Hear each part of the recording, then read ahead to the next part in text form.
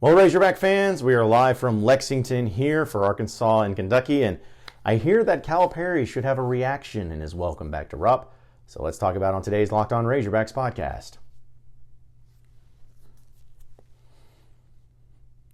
And welcome into the Locked On Razorbacks podcast. I am your host, John Nabors. I'm also the host of Inside Arkansas Live, which you can catch every weekday starting at noon on Inside Arkansas and InsideArkansas.com. Appreciate everybody listening in and watching in. You're probably watching and saying, like, what is happening? Why are you in such a weird location? Why are you using a different microphone? Well, here in Lexington, we're having to do a little road show action. So we're going to make it work. I'm using Curtis's microphone here. It's going to be good, though. It's going to be good. But I appreciate everybody being patient and everything. It's been a wild time and a lot of great stuff happening here in Lexington. And it's been a lot of fun catching up with some people from the media here in Kentucky, as well as some of the Lexington Big Blue Nation faithful. They've actually been pretty nice for the most part. So it's been really fun. And I'll tell you this, it's wild to see how the fans here in Kentucky are feeling about this particular game.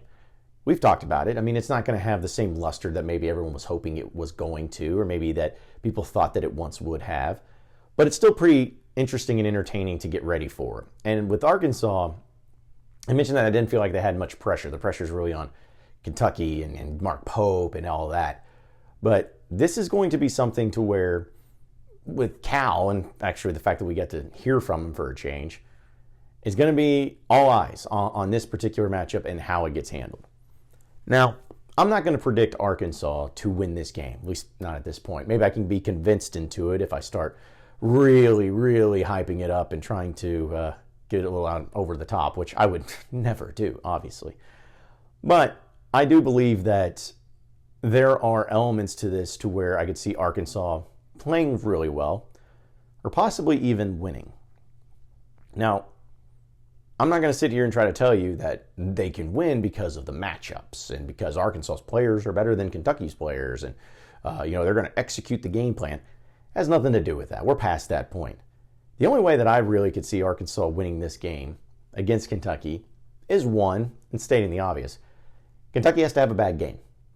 Simple as that. They have to have a bad game, which they're capable of. Kentucky has had times where they've looked really good. I mean, that Tennessee game that they won the other night was a huge win going into Knoxville. They beat Florida in a really fun way. Like, they've done some good things, and they've beaten some really good teams. But then there's also been some games where they've looked pretty pedestrian. That Ohio State win or loss that they had was not exactly looking too good right now. Vanderbilt, I think Vanderbilt's an improved team, but still a team that Kentucky should beat whenever they go into Nashville, and it shouldn't have been a problem. And what it comes down to is Kentucky has a really good offense, incredible offense, an offense that can score on you in so many different ways and really run up the score if they choose to do so. But their defense is not that great. Statistically speaking, point totals, all of that, it's just not that great. And so if you're Arkansas and you have not done squat really this year offensively, you can maybe hope that with all things considered, you go into this game and maybe, just maybe, your best players, your biggest offensive threats, or at least perceived ones, can have their best game. Just blow up. Nelly Davis goes in and starts looking like Nelly Davis that you were hoping for. Maybe you got guys like Thero that really puts on a show in front of his former team. Maybe DJ Wagner, the 3J Wagner, as Andrew Ellis calls him. Maybe that's going to be the case. Maybe you'll have something from Big Z where he goes out there and he starts getting hot from three. Maybe Trevin Brazil starts doing stuff. Like, there's just so many things to where I'm not going to say it's going to happen, but it could. It could become something. It could work its way out into that, where if Arkansas has a great, or by their standards, a great offensive performance, and Kentucky is not playing well, missing a lot of their shots, and also being that defense that doesn't do anything, that might be the best bet for Arkansas. And you hate to even go into a game and have the mentality that you're hoping the other team plays poorly, and that's the only way you can feel you can win. Like, you don't want to have that mentality, but that's the reality that Arkansas finds themselves in. Like, be honest with yourselves. If Kentucky plays just an average game, a decent game, you really feel like Arkansas can win a game like that? Where Kentucky's just average? They're just okay? I don't think so. I don't think that's the case. They're going to have to play their best game of the season, and Kentucky's going to have an off game. So could it happen? Of course. Am I going to bet on it? No. But it is college basketball after all. It needs to be something of that nature. It needs to also be where, the pressure gets to Mark Pope and to Kentucky and to the fans a little bit too much. Because we've seen this as Arkansas fans watching a lot of these games in Bud Walton Arena when the atmosphere was hostile. And it was like, there ain't no way that team is going to come in here and win. And then when that other team wins, you sit back, you're like, we gave it our all. We gave everything we had, all of our emotions, and it still wasn't enough. It could happen in that way where, I don't care what anybody says, there's a lot of pressure. There's tension. There's so much that Mark Pope and Kentucky have to accomplish here in this game that they have to win. We talked with Jack Pilgrim of Kentucky Sports Radio just yesterday and was discussing about, hey, is this a must-win? Like, how big is a win? Does this need to be? And he was talking about how, Kentucky can afford to lose this game and still be fine. Which, if you're talking about the NCAA tournament, yeah, of course. Kentucky can lose this game and still make the tournament.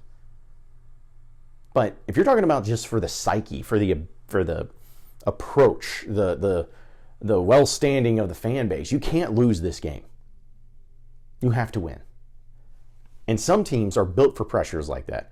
Some cultures are built with pressures like that. Some of them can feed off of that. Like, they love with the spotlight being on them. They love when all odds are against them, or where they feel like they have to compete or look in a certain way. They love that mentality and they feed off of that. But will Kentucky? Will Mark Pope?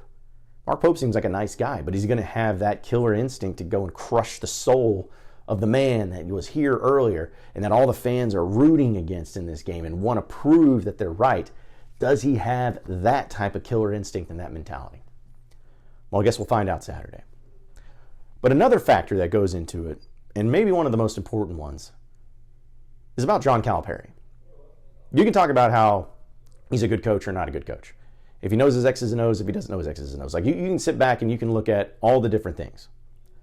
But at the end of the day, the dude has proven time and time again that he can win. He can win at a high level. He can win a lot of games. He can win championships.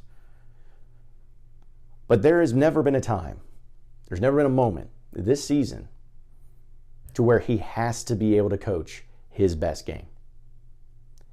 If Cal is truly going into this matchup not feeling the emotions, not feeling the sense of like wanting to prove everyone wrong, prove the school that hated him and essentially forced him out of the spotlight and out of the coaching side of things, if there's not a mentality that he wants to go in and prove every one of them wrong and beat them on their home court, then he is a robot. He's just a robot. He has nothing going for it. He has to be able to have the killer instinct in this one to have his best coaching job of the year. Now, what does that look like? Is it just simply drawing up the right plays? Is it simply going and making sure he gets the substitutions correct? Yeah, but that's just a small part of it. What it is about making sure the guys are ready, making sure your players are ready, making sure that you instill inside of their heads that they want to go out and they want to win this game, not just because they want to win a basketball game, but it's because they want to win for the coach, win for the Gipper, win for their guy, the guy that brought him in. He has to install that into their mindset. And maybe he has. And maybe it's going to work out perfectly fine. And maybe it is his best coaching job.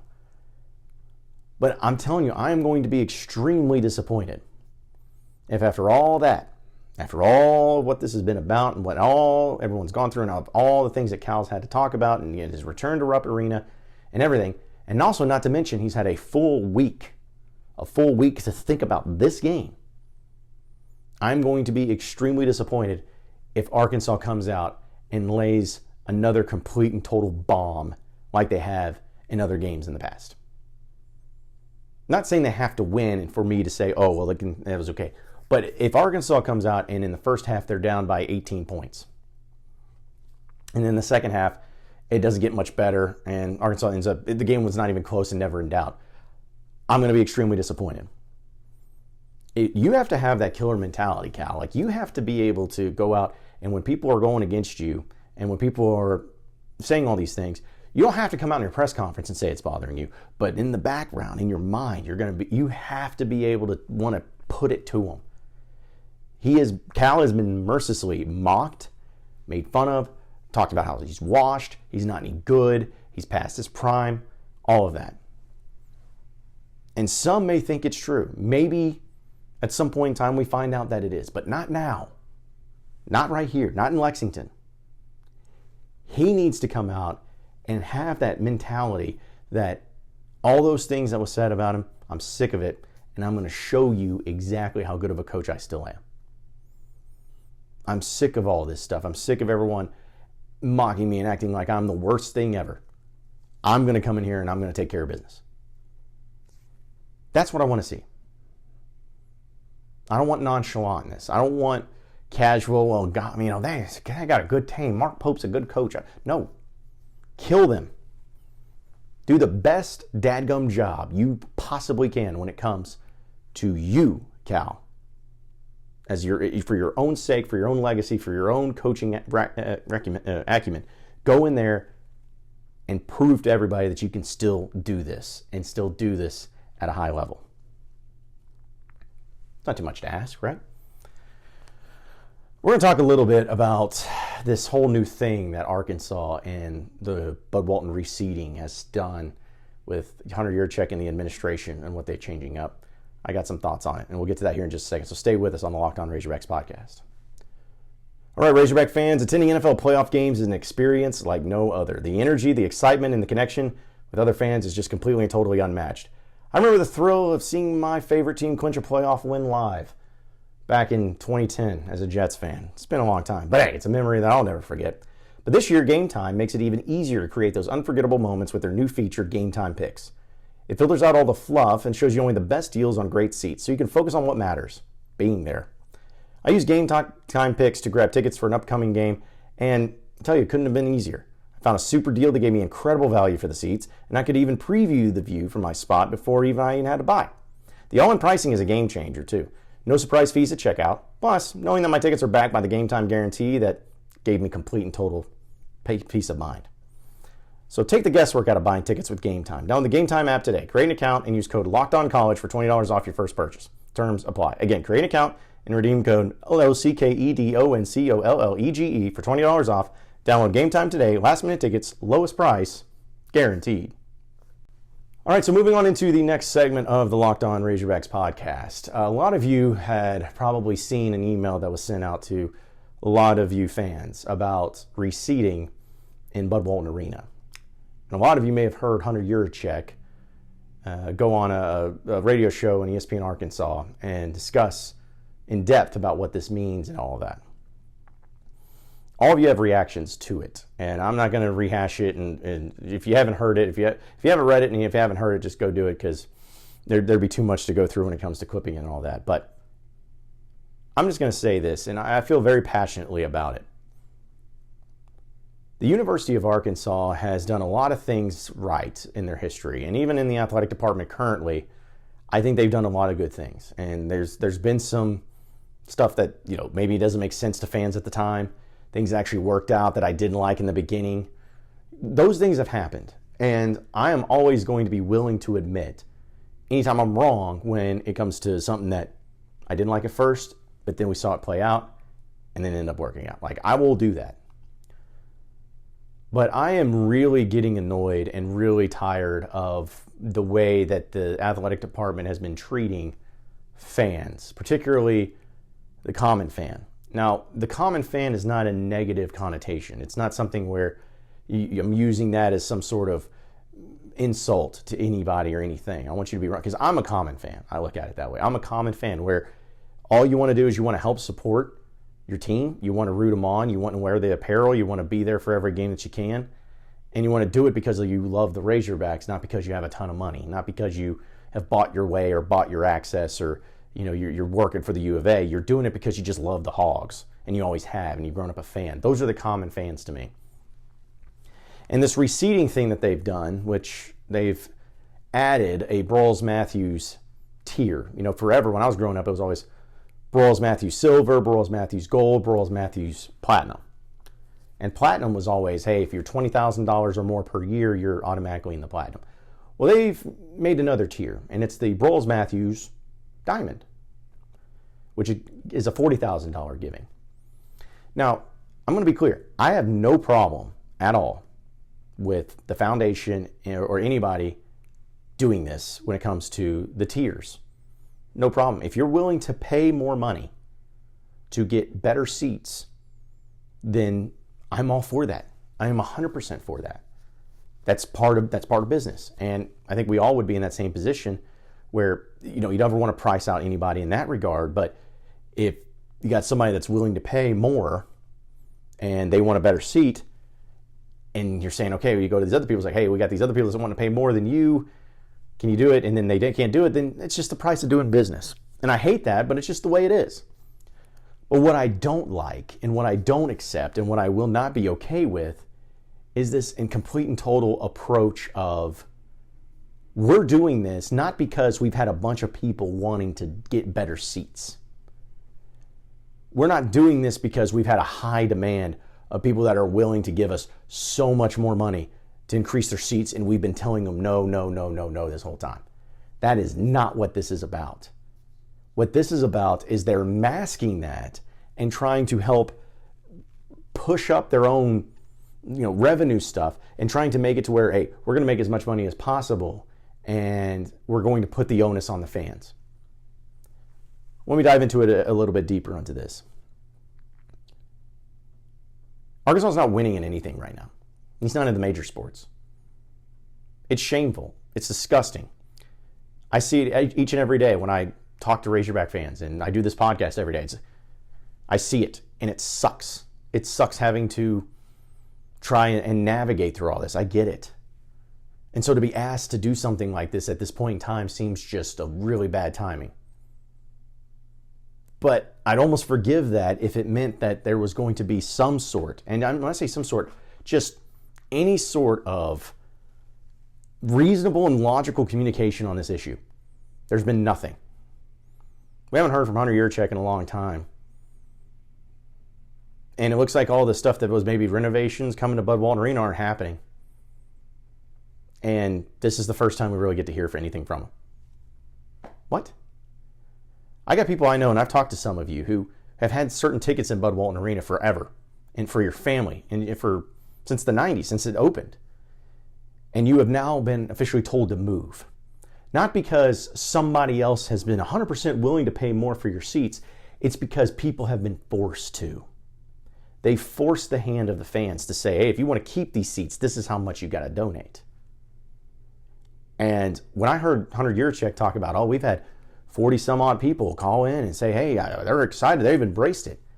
What that tells me is that you have 40 people who got their backs put to the wall and had no other choice but to pay that much if they wanted to keep their seats. They didn't do it willingly.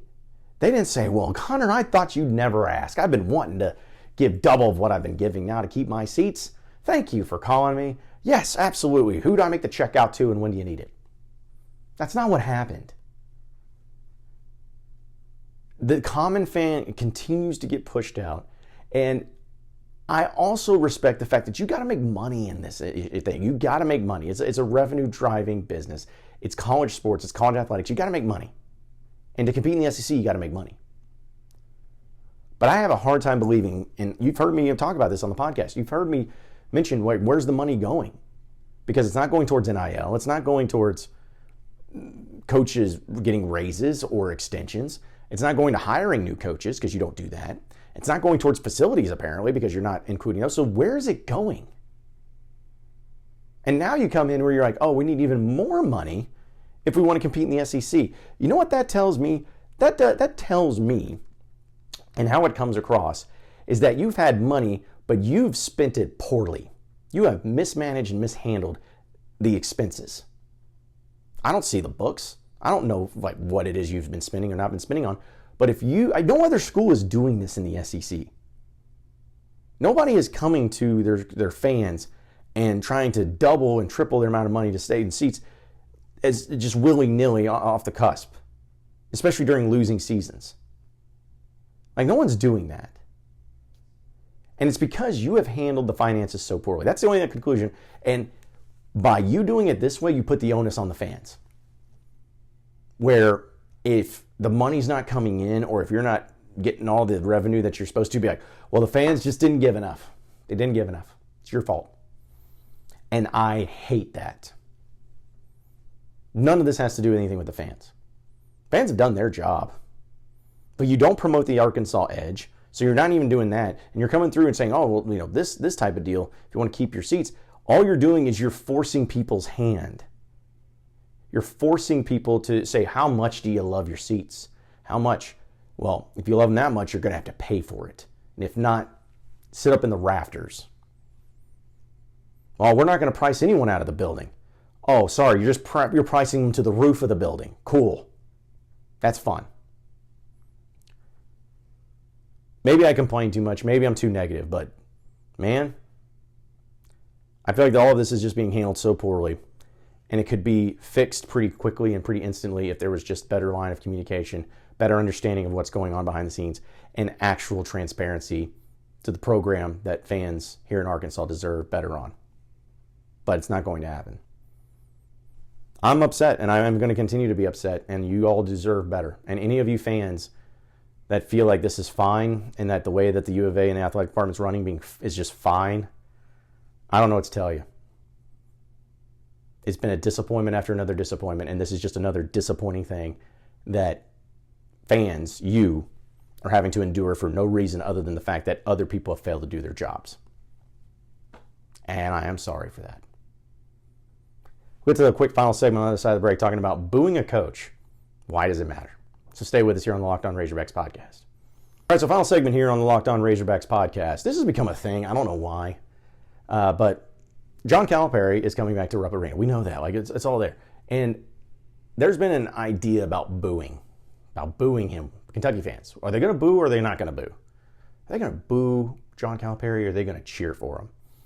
And then I remember talking about him on my show on Inside Arkansas Live as far as almost like a casual thing of like, what do you think? You know, are they going to boo, cheer, whatever? Not thinking that it was that big of a deal, just kind of a throwaway question. But now it's become such a huge deal that you got Rick Pitino making some awkward, weird video about it, saying actually fans not to boo. And then you got Cal talking about, they're going to boo me, maybe they boo me. Here's my deal. Do whatever you want to do, fans. If you're a Kentucky fan, you're watching this, appreciate you, but do whatever you want to do. Because I'm telling you right now, if I was a Kentucky fan and I was in this situation, I would boo the crap out of this. Yeah, he did a lot of great things for me, but he's on the other team, and he's in the conference, and he went to Arkansas, and he's coming into my house the year after. I'm going to boo him. I'm going to just ridicule him. I do the same thing. And so the idea that anybody's like, you shouldn't, again, tell anybody what to do, but if you want to cheer for him, cheer for him. But if you want to boo him, boo him. And anybody that gets mad at you for booing, ignore them. There's just zero reason for them to feel that way other than just trying to troll or be weird about it. So I hope Cal gets booed because it just shows that they still care that much. They don't need to clap. And if you clap, that's fine. But just clapping's so, it's the SEC, man. Don't clap. He's on the other side of the deal. Just don't do that. Make it nasty, make it mean, make it infuriating, make it aggressive, make it energized. That's all I can ask. Appreciate each and every one of you listening in and watching in to the Locked On Razorbacks podcast. Be sure to like and subscribe to the podcast on iTunes or on Google Play. You can also get after me on Twitter at John Nabors Show for any questions, comments, concerns that you may have, and we'll keep going from there. Same podcast time, same podcast channel tomorrow afternoon. Great rest of your day, everybody. See you then.